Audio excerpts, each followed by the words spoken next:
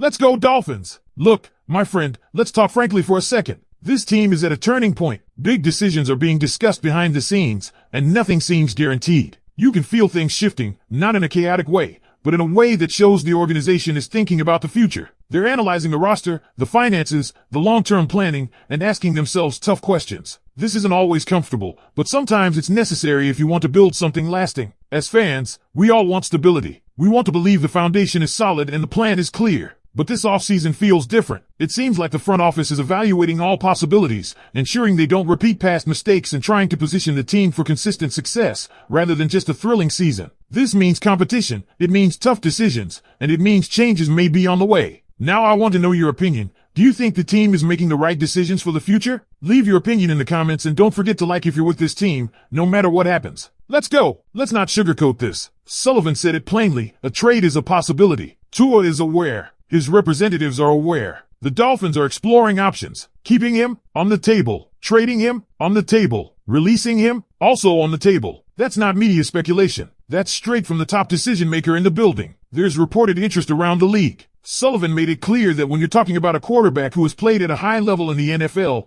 teams are going to call. He wouldn't share specifics, and professionally, that makes sense, but he confirmed interest exists. Now the real question becomes, what kind of interest? Is it strong enough to pull the trigger on a trade? Or is Miami preparing for a different outcome entirely? Financially, the situation is complicated. A post-June 1st designation would carry a massive dead cap hit in 2026. Keeping Tua carries its own significant cap number. Moving on requires careful timing. And remember, Sullivan emphasized that every move affects the next one. This isn't just about quarterback. It's about the entire roster structure heading into 2026. Speaking of roster moves, the Dolphins are clearly shifting toward getting younger and cheaper. The release of Tyreek Hill was described as a decision influenced by age, injury, and contract considerations. Sullivan stated it was simply the best path forward. Hill reportedly handled it professionally and is rehabbing hard, but the message is clear. This front office is prioritizing long-term sustainability over splashy headlines. The same philosophy applied to the move involving Bradley Chubb. Cap flexibility matters right now. Miami can create roughly $23 million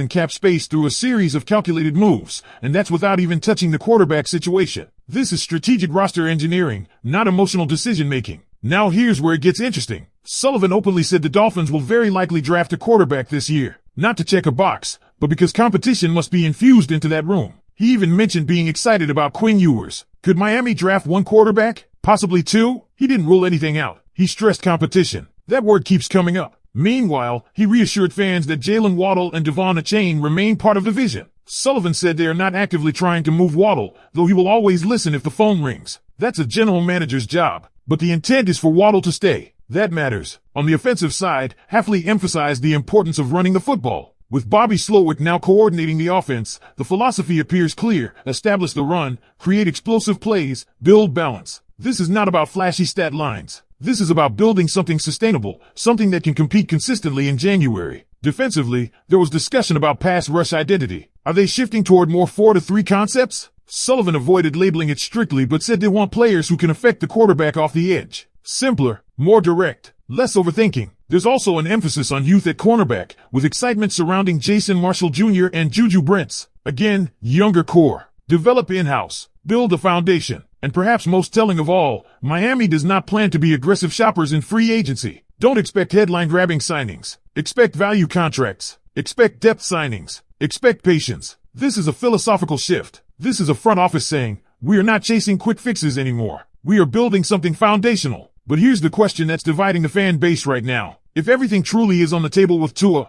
and the Dolphins draft a quarterback while reshaping the roster to be younger and cheaper, are we witnessing the beginning of a full quarterback transition in Miami? And this is where things get even more intense. Because when you listen carefully to what John Eric Sullivan and Jeff Hafley are saying, you realize this is not emotional. This is strategic. They are evaluating patterns. Sullivan even said it directly, when you see patterns in injuries or dips in performance, it would be irresponsible to ignore them. That statement alone tells you how calculated this approach is. This is not about disrespecting Tua Tagovailoa. Sullivan made it clear they appreciate everything he has accomplished. Hafley even said he looked him in the eye and told him he would treat him like the starting quarterback until told otherwise. That matters. That shows professionalism. But appreciation does not equal guarantee. And when Sullivan repeated everything is on the table multiple times, that wasn't accidental. That was intentional messaging. Now think about the bigger picture. If the Dolphins move forward with drafting a quarterback, that rookie comes in under a cheaper contract structure. That allows Miami to allocate resources elsewhere: offensive line depth, defensive front development, secondary reinforcements. It gives flexibility. It extends the competitive window. That's how organizations like Kansas City build sustained success. It's not about one splashy year. It's about stacking years. And let's talk about the offensive identity shift for a moment. Hafley emphasized running the football. He praised Devon Achane's explosiveness, the acceleration, the vision, the vertical burst. When a head coach repeatedly highlights the ground game,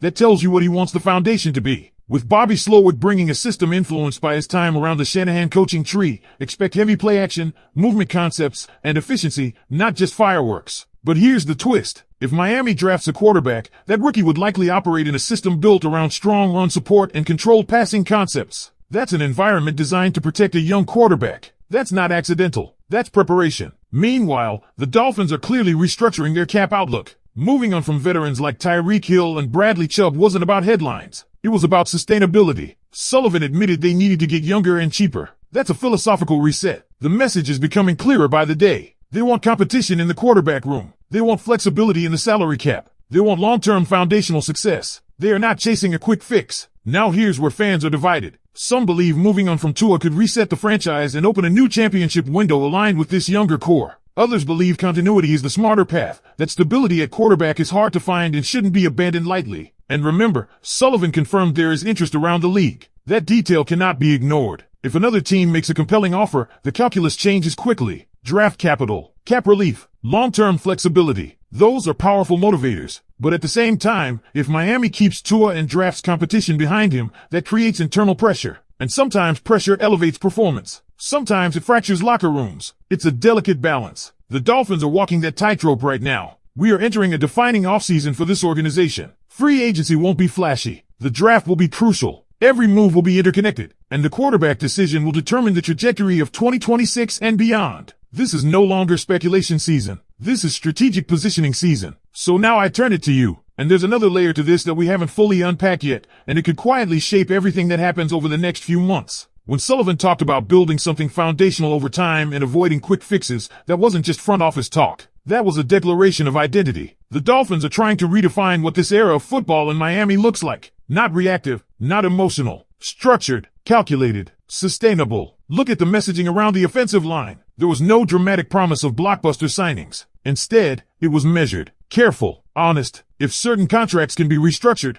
great. If not, tough decisions may come. That tells you this regime is not afraid to endure short-term discomfort for long-term health. And think about the psychological element inside that quarterback room. If Tua stays, he now understands there is real evaluation happening. Not lip service, not public relations, real exploration of alternatives. That can either ignite a fire or create tension. Great competitors respond. They elevate. They sharpen their edge. If he remains the starter entering camp, you better believe the internal competition will be intense, especially if a rookie quarterback is drafted with legitimate upside.